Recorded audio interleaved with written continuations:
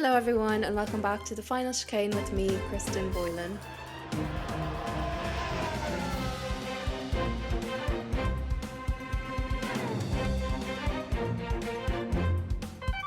You know what, guys, I honestly thought this would just be like a chill race review, not too much to say, but then 10 minutes ago the disqualifications all came out, so we have a lot to talk about anyway. I guess we have F1 Academy and the sprint weekend. We're also going to ignore the eyeliner because my hands were just shaking today and I couldn't get them to stop. You know, when you have like a Red Bull and a coffee and it doesn't give you energy, actually it just gives you the shakes. That was what was happening. Anyway, let's start with the final chicane brain game. I listened and some people wanted the riddle back, so for 1 week, until next time I do it, we're going to do the riddle of the week. So here it is.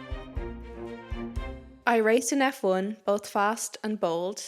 For Lotus and Haas, my story told.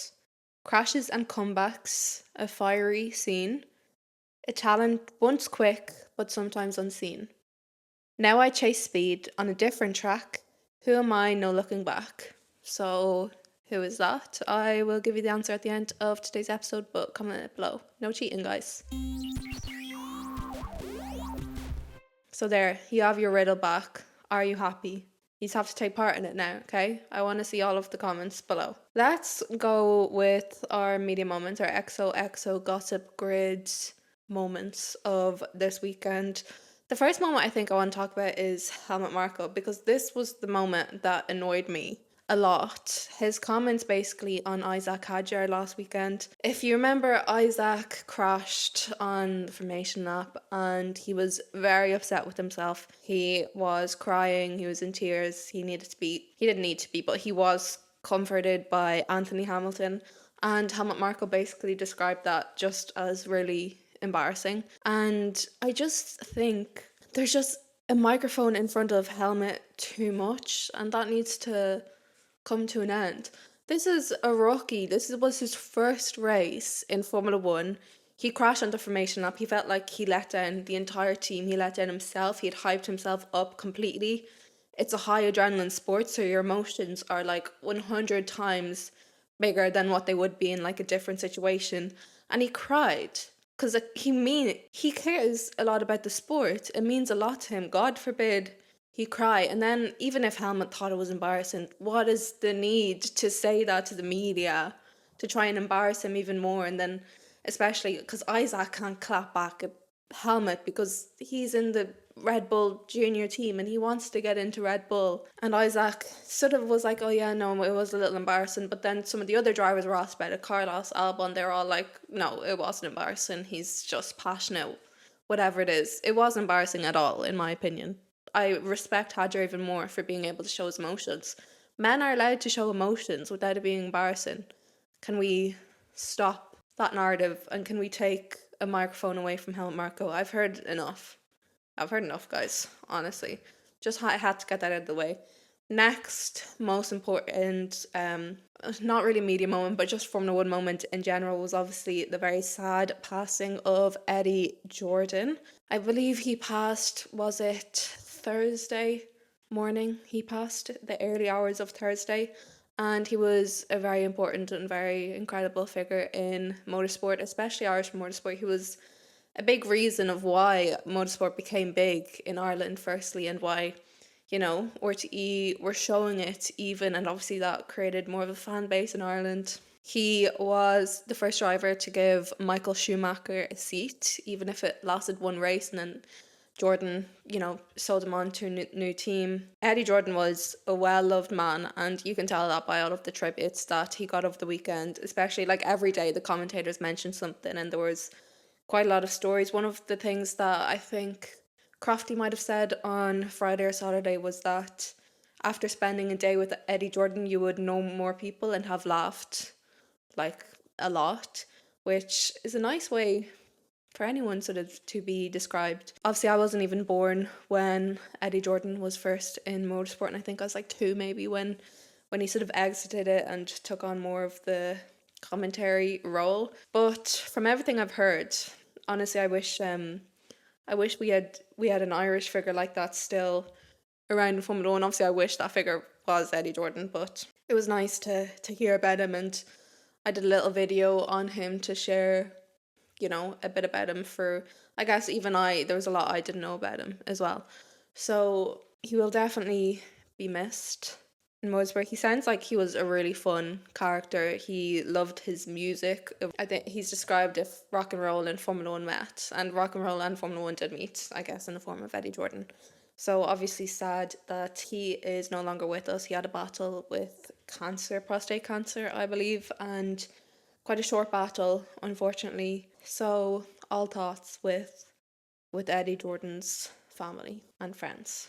And the last media moment is more from Media Day. There was a lot of criticism about Lewis's team radio last weekend. People saying he's being so rude to his Ferrari engineer, they're not getting along, whatever. I find that quite weird because his reaction to the engineers, what they say, it can be very different from how other drivers react to their engineers and what they say, and maybe more drivers, everyone has their tense moments, but more drivers maybe do it less.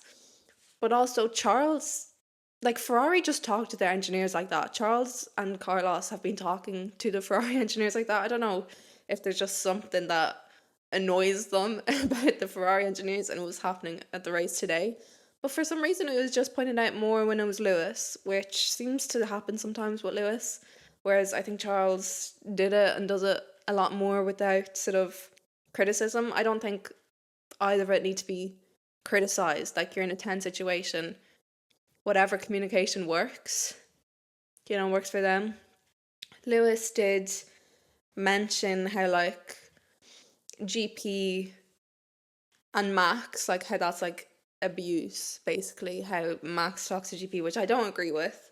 I think, again, that's just another style of interacting with the race engineer. Like, Max and GP, they've had very tense conversations. Max has shouted at them before. GP has sometimes had, snarky replies, and Max even more. But it's a tense sport, and that's just, that they're good friends. Outside of it, I'm sure the Ferrari drivers have the most respect for their engineers once they're out of that situation. Basically, everyone just needs to chill out a little and let the drivers live. So much criticism for such dumb things in this sport. The drivers already get it from the FIA. They do not need that criticism from fans as well. So let's just chill out. No big deal. FP1. Should we move on to FP1? We will move on to FP1 because we do have a whole other series to talk about on the sprint weekend as well. FP1, really the only note I have is Jack Doohan's problem. There was only FP1, actually. It's if I didn't mention that already because it was a sprint weekend. And lo and behold, the whole whenever Daniel would, be out in Q1 or Q2, or he would make a mistake and then the camera would cut to Lawson, has returned. Except it's with Jack Doohan and Frank Colapinto. Jack Doohan had problems though. Wasn't exactly his fault, but the camera's still cut into Franco. I don't like that. I think Jack deals with enough, and I didn't like it when it happened to Daniel. Okay, before I get into all of the sprint sessions, let's have a quick run through of F1 Academy now that I'm on the topic of Charlotte Tilbury, because that's why I did my Charlotte Tilbury makeup today, which is my favourite makeup brand anyway. So F1 Academy, their first weekend, this weekend of the season, there's some changes to F1 Academy this year. There's a reverse grid, which I think is exciting. So 1 to 8 is reversed, and then it's the normal grid for race 2. And it does change things up a bit. It allows us to sort of see the racing craft, I guess, the racecraft of the cars more, that aren't just of the guys who are maybe not that strong in qualifying but have good racecraft. It lets us see that a bit more, which I enjoy. So I was happy that returned. Obviously, we have a lot of rookies, new drivers. They're all sort of like new to F1 Academy though, so I don't know.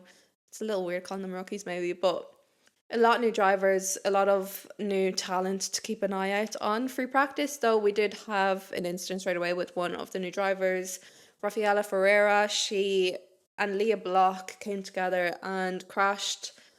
It destroyed boxcar. She missed qualifying because of it, and Rafaela got a 3-place grid penalty for both of the races. I believe she was swerving, trying to bring heat into her tires, and she just lost control of it, which was very unfortunate. But it's probably not a mistake that she's going to make again. Weaving, yeah, but crashing after weaving, it's always, you're more than likely going to come out with a penalty after that if you weren't supposed to be doing this. Qualifying was actually very interesting because the rookies, like the new drivers to this year, really surprised me with how quick they were to get it going. I particularly think Alba Larson is someone to really keep your eye on. She was slaying this weekend. What is another word for slaying? You know what? Actually, I don't need to know another word for slaying because that's enough. I like to use that word and I'm going to continue to use it. So she was at a mega this weekend, and Maya Wug was also a mega this weekend. She got pole position with Pan and Larson in P3. First qualifying session for Larson. But then obviously it was the reverse grid for race 1, so that was Gateman starting in P1, Felber, Kante, Pomowski, Chambers, Larson, and then Pan and Maya Wug, and then obviously normal for race 2. Race 1, the reverse grid did actually bring a lot of drama. Chloe Chambers had a good start, but Alicia Pomowski had an even better start. Unfortunately, the wildcard was the first DNF in the most beautiful car ever, that light blue car with that the sort of Chinese artwork detailing. It was so beautiful, but she just sort of lost control and she got stuck on the curb and she couldn't get the car back going, so she was first DNF. Nobels was out around lap 5 after contact with Leah Block, so again, more drama from Leah Block, who didn't even get to partake in qualifying because of the drama from FP1. Then we had a yellow flag because of all this. Havila DNF'd after contact with Chloe Chang, and Chloe Chang got a 10-second penalty because of this. So then came the restart, and Nina Gateman had a really good restart, and it looked like she would run away with the race. But then, of course, because she just can't have a simple race, she ended up having problems on lap 12 out of 13 and did not finish the race. Larson made contact with Fabermeyer, which allowed Pan to move through and Pomowski to lead the race, and Pomowski won the race. There was actually a really great fighting between Pomowski and Chambers towards the end. I think if I was to pick 4 to look out for, I mean, we already know to look out for Maya Vug. We already know to look out for Dorian Pan, 2 who were incredible last year. Chloe Chambers I would also put in there because she is such a fighter. And she's also like such a good personality off track as well. I'm really fond of Chloe Chambers, but also Larson as well, the rookie, Alba Larson. So there were 4 DNFs in race 1, and then Alicia, who won, was actually in Daniel Ricciardo current series, so I appreciated that. I liked that. And yeah, Red Bull, successful enough weekend in F1 Academy only, actually. Race 2 was a rolling start. They had an extra formation lap as well. Maya Vug obviously controlling when the grid actually once she starts. Pan had such a great overtake on Maya Vug right at the very start. It was an incredible overtake. I really enjoyed watching it. I think that was one of my favourites from F1 Academy in the past year as well. And she kept P1 throughout the rest of the race. Maya still didn't let Dorian get, a second ahead of her, which was very impressive for Maya Vug. But Dorian did keep that steady lead, and Maya Vug was just, waiting for her to make a mistake, but that didn't come. More contact this time between Gateman and Heisman on lap 1. And then Nobels and Harvard also involved in a bit of drama. Chloe Chang basically hit Kagante, and while trying to avoid them, they also ended up being out of the race. Chloe Chang got a 10-second penalty for that, and Heisman got a penalty for causing a collision as well. So then there was a safety car, and we got the green flag at around lap 5. Chambers was very strong in that race. Larson was doing a good job again. Felbermeyer making a lot of good moves, especially around lap 10. And yeah, just a good overall battle, I think, between Larson and Chambers, which I think will be a battle that will continue. So yeah, Dorian Pan obviously winning with Vug second, Chambers, Larson, Feldermeyer and Pomowski. I like how the reverse grid is like it's every week because I'm like so used to like a change in the format just being sprint, so it'd only be every now and again. But I have to get into my head because I didn't watch F1 Academy. I don't think you could watch it too easily in its first year because I remember trying to find it and I just couldn't figure out how to watch it live. So then when like not watching it live, I wasn't keeping up with it as much, which was a shame because I did watch W Series a bit as well before that, and I saw that in Silverstone. So I've never seen, that was my first live reverse grid race and I appreciated it. So that was your F1 Academy roundup. We'll go back to Formula 1 now. We'll go back to sprint qualifying. Which brings us, I guess, to the start of the topic of Liam Lawson. He's becoming. Oh, I was doing this sort of with Perez last year. It's like every episode, it's like I have something negative, not negative to say, well, a negative critique, I guess. And I don't really enjoy doing that or don't want to do that, but Lawson really hasn't been performing too well. He got P20 in the Red Bull, obviously the completely other side of the grid to his teammate Max. He said that he just couldn't get the tyres down, times leaded. But other than that, I don't think he was fast enough anyway. He is just struggling an incredible amount with the car, and I will, you know what, we'll leave our discussion about Liam to later because I have some stuff to say, okay? Some negative stuff to say, some positive stuff to say, and I may as well keep that until the race. So then in SQ1 we lost Lawson, Hulk, Ocon, Gasly and Doohan, but Doohan a qualifying Gasly, bit of a step for him, so I'm hoping he was happy with that. Obviously he would rather have got into SQT. Also, like, seeing Bottas in his like Mercedes uniform just standing in the Mercedes garage just feels so right again. It's weird with Lewis not being at Mercedes anymore and Bottas being at Mercedes. I sort of missed that. But I just wanted to remind everyone that Bottas is here and I'm very happy about it, to be honest. SQ2.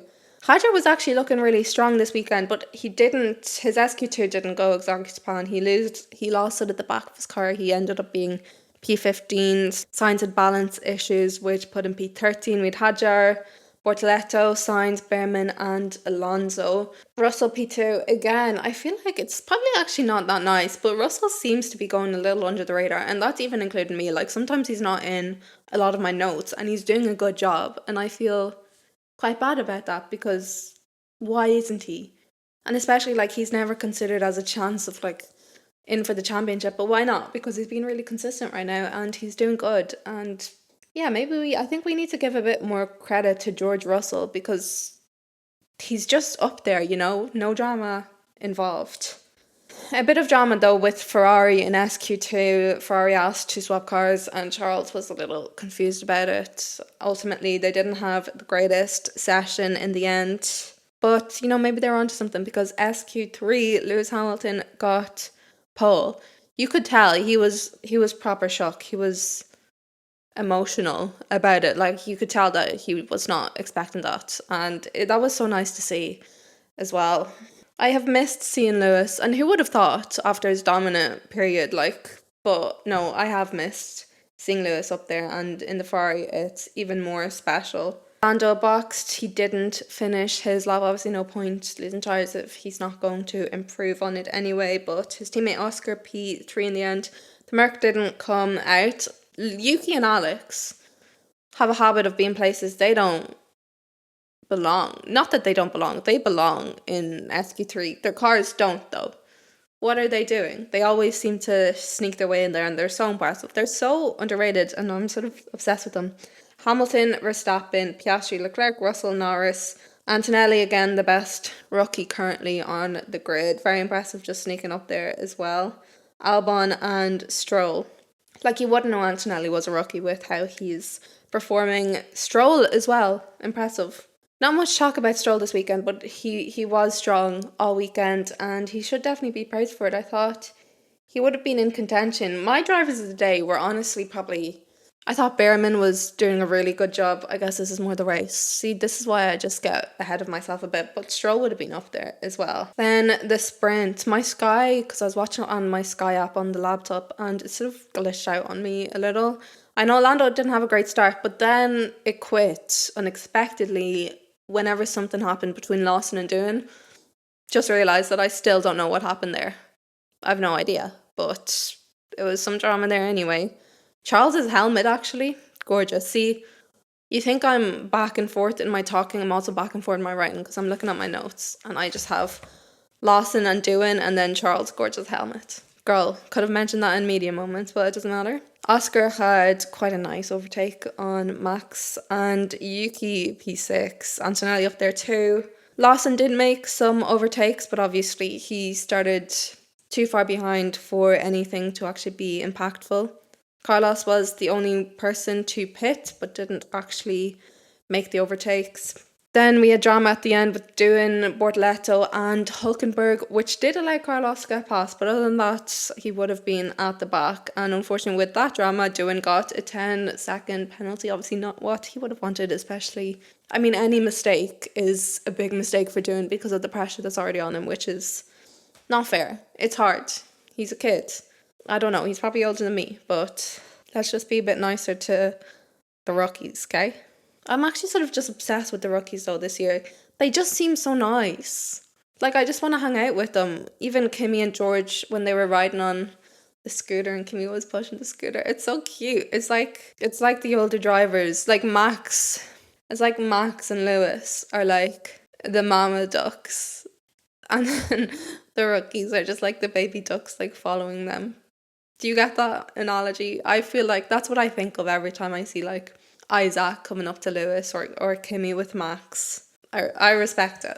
I like the grids. I want this grid to continue. If Daniel was on this grid, it would be the best grid of my life, in my opinion. Like, just like, you know, personality wise. I'm not saying like talent wise. I'm just saying like how much I like a grid. Oh, if Seb was on it as well.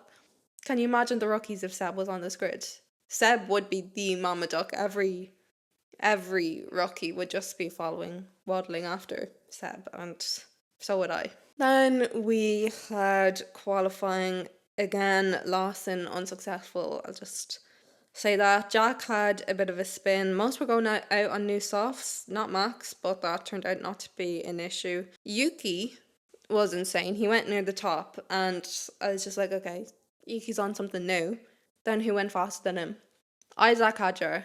Exactly what he needed to do after last week, and he did it, and he continued that. He out-qualified Yuki this session, and Yuki qualified well, so they're both dream sort of teammate pairing. So out in quali, P20, Lawson, Bortoleto, Doohan, Behrman. Q2, again, Hadjar on new level. Stroll, unfortunately, out. Antonelli, Albon, they all don't improve. Alonso and Sainz out. Hulk out. Ocon out.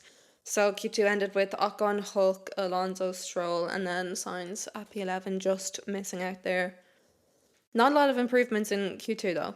But yeah, some people got through quite safely. Q3, then we had that unsafe release of Isaac Hadjar into Max Verstappen. Max doesn't improve. Hadjar doesn't improve from P7, but he wouldn't be expected to in the Visa Cash App RB, so that was pretty incredible for him. Norris doesn't improve and backs out.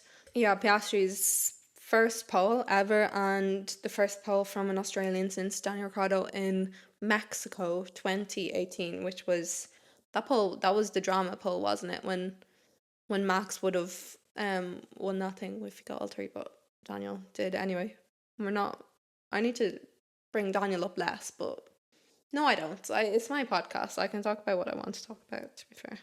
But I think everyone was happy for Piastri at that moment. He deserved it, especially after Australia last weekend. So I enjoyed that a lot. Again, Russell just sneaking up into P2. He had a great lap. He had a great session, to be honest, and sort of just goes unnoticed. You know what? I'll just have to keep bringing up Russell because I don't enough. I don't think I do enough, and I'm just gonna have to get better at that.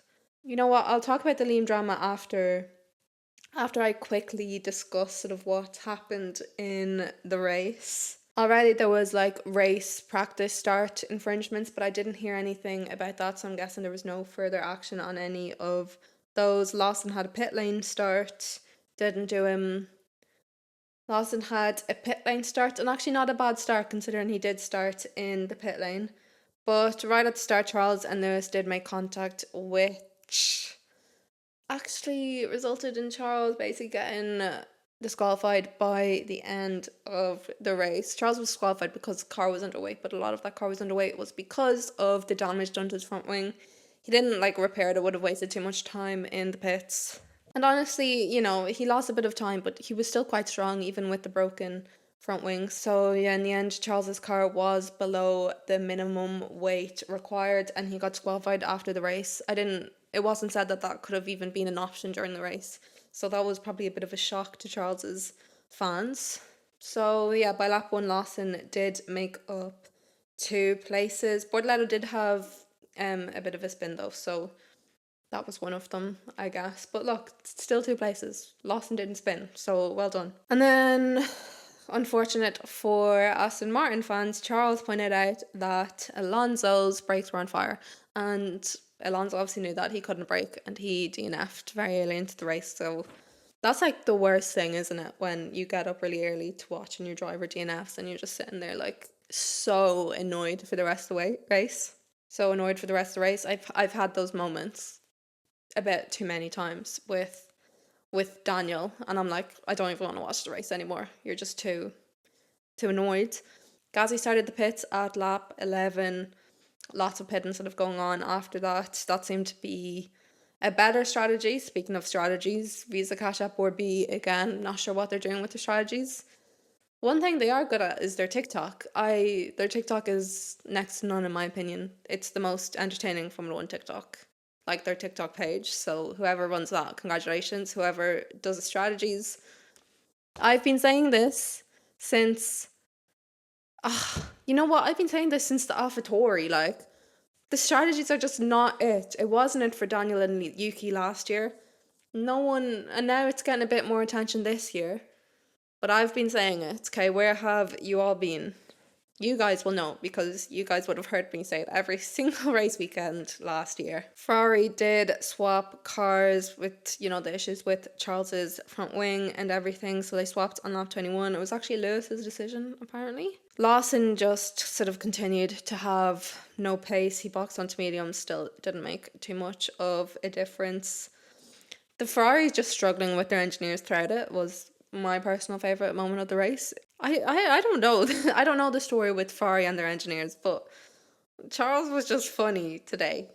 When what was it? Like the engineer told Charles to maybe try take less curb on the next lap, and Charles just replied, "Nope." Fair enough, Charles. Ollie and Stroll had a bit of a battle as well, but Ollie did lock up, so it didn't come to much. But then Ollie decided to overtake everyone else and say ciao every time he overtook everyone else, which I really appreciated. But then after the race, he apologized for it. Like, it wasn't just one person. He said it to a few people, I think. But I don't know. He must have like got nervous that he was coming across as like cocky or whatever, so he apologized for it, which I didn't think he needed to do. I think Ollie should actually say that every time he passes someone from now on.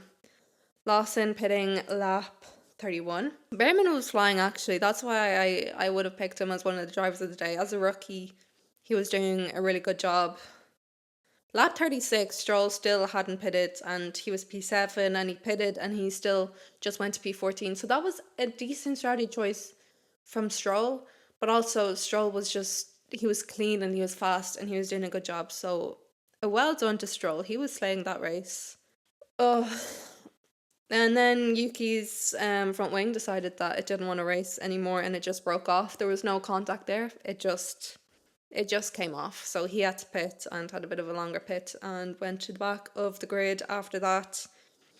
He wasn't in the points before that anyway, so didn't really make that much of a difference. But you know what? There's always a good side. At least the team can have a closer look at that and are aware that that could happen. So now, hopefully it won't happen if, Yuki is running in a higher place position. You know what I mean? Everything has a silver lining. Norris also having a bit of problems with his brake pedals, but luckily he got to the end of the race without too much of a problem. I feel like that must be scary when you're driving a Formula 1 car at those speeds and then all of a sudden, like, you notice that something's wrong with the brakes.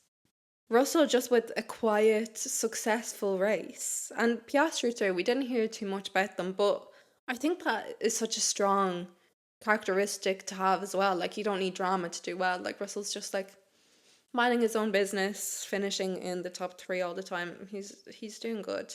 I don't think I paid enough attention to Kimi's race because I was a little confused when he got a driver of the day because I just hadn't paid enough attention to his race. So not that I don't think he deserved it. I guess I was more focused on a bit further down the field. And then the race ended and we thought all was fine until there were 3 disqualifications, Hamilton, Leclerc and Gasly, 2 for underweight cars. A little strange how Gasly's car was underweight and Ocon's wasn't. Ocon didn't talk about him at all today, P5, after that disqualifications. Really strong race though, even before he was moved up, so very impressive from Ocon. And I'm glad he got a good result under his belt and some points for Haas. So Charles obviously disqualified for, problems with the wing that ended up his car was underweight. Pierre Gasly, the car was also underweight. Not sure what the difference is there between the two Alpines and why Pierre's was underweight and Esteban's wasn't. It literally could be, Pierre's car was on the verge. Maybe Pierre's a little lighter himself or lost more than expected during the race. I'm not too sure. It shouldn't be a continuous problem. And then Lewis Hamilton was disqualified because of the thickness of the plank assembly was below the permitted minimum thickness. I mean, at least it wasn't a podium for them because that would have been so painful if both Ferraris got a podium and then were off of it. But again, disappointing for Ferrari not to have those points, especially when Red Bull are struggling, because Red Bull, they could turn it around at any point, and once they figure out what's going on, now is the time for Ferrari really to be getting the points that Red Bull are missing out on, if that makes sense. So a bit disappointing in that way. Right, we're coming to the end. Let's talk about Liam Lawson. Sometimes I see Liam Lawson is getting a lot of hate right now, and that's never nice to see on the driver. But also, and this will probably be the most negative I will ever be on this podcast, because we're not about negativity here. But I had to sit through for the past 3 years Lawson fans ripping everything out of Daniel every single weekend and being horrible. And that, when you're a fan of a driver, seeing that stuff can actually affect you. It's just annoying. And, it just drains your energy and you're already, either upset because your driver didn't have a good race or upset for your driver or stressed. And then you see all the fans making fun of him and everything like that. So, because of that, I feel bad because a part of me is well, at least now they know, how it feels to have your driver constantly ridiculed and made fun of. But then there's also, a lot of Liam Lawson fans who wouldn't have done that and just have to watch their driver go through all that, which I feel bad for. And Liam as well. I know, Liam has said himself that it is the driver's job to adjust to the car. Not many people have been able to drive the second Red Bull, Daniel being the last one in 2018. Obviously, before Max hit his peak, I do think there is still that Red Bull curse. I think Liam should absolutely be able to make it to Japan. I think it would be ridiculous if he got replaced on race 2. At least give him 2 more races maybe, especially with both of the races being, side by side. Give him a week to assess, get out of his head a little, try again. And then if it's not, see, this is the issue. Because if that car is just so hard to drive, then I don't want Yuki in it either, because what happens if he can't drive it and it's going to make him look bad as well? Because we know Liam has been fast in the Visa Cash App or B. I do think he shouldn't have got promoted over Yuki. He is a good driver, but it's just not clicking with the Red Bull car. And that's where I think Red Bull, and I know I'm not just saying this because I'm a Daniel fan, but maybe I am.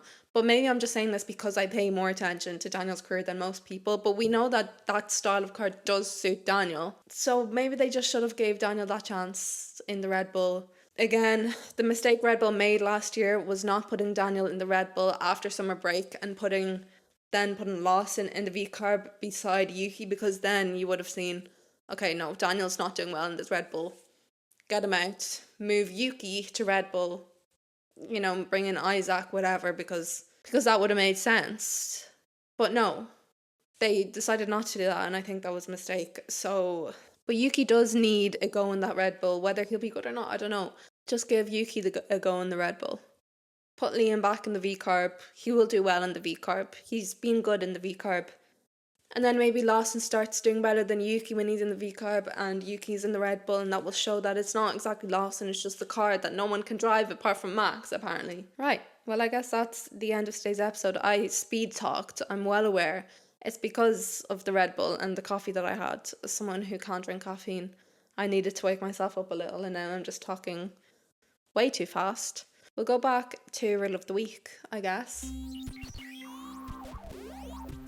Okay, so the Riddle of the Week answer for this week was the one and only Romain Grosjean, my cousin Sarah's favourite driver of all time. I love Romain. I think, I don't know, he's just such a nice character. I really like him. We're not going to do the whole story about each driver at the end because the format has changed a little. But if you want to know more about Romain Grosjean, I will make a short video about him if you want. Just let me know. This podcast is for you guys, so although it's my podcast and I decide, I'm open to suggestions, okay? Also, you may have noticed that there might have been like a video, an ad at the start of this, maybe somewhere in between, I don't know. I have finally been accepted to monetize on YouTube, and while I know it's really annoying, obviously, sorry, this is for the YouTube listeners, it's obviously really annoying to see ads. Guys, like, I could actually make money from YouTube now, which is really exciting for me, because now I feel like I can sort of call Formula One a sort of job if I'm making money for it, you know, because I spend a lot of time on it, and I've made a total of 15 cents since Thursday, which I'm happy with, guys. I'll take it. It's 15 cents more than I had before they let me monetize. So, and that 15 cents is from you watching my videos and liking and subscribing and everything like that. So I very much appreciate you all so much. And everyone on Spotify, I'm seeing the biggest growth on Spotify as well this year, which is really nice to see. So I thank you very much for that. And I thank you for listening to me yap in like ×2 speed today. The next race is in Japan. We have a week break, which I need because I need to actually get my dissertation done. But yeah, thanks for watching my Chinese Grand Prix review, and I'll of course see you for the Japan one and in between with all of the shorts and stuff that I will post here. So I will see you next week, guys. Bye.